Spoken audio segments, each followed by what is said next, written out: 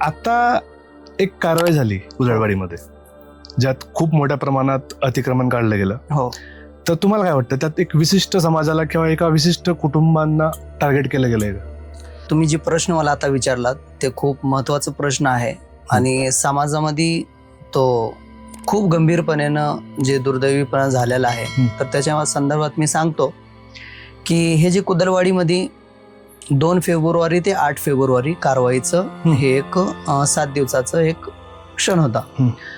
त्यावेळेस लोकांना हे सांगण्यात आलं की भोसरी विधानसभेचे आमदार महेश दादा लांडगे हे जे आहेत, तर त्यांनी विधानसभेमध्ये एक प्रश्न उपस्थित केला की इथं रोहिंग्या आणि बांगलादेशी आहेत.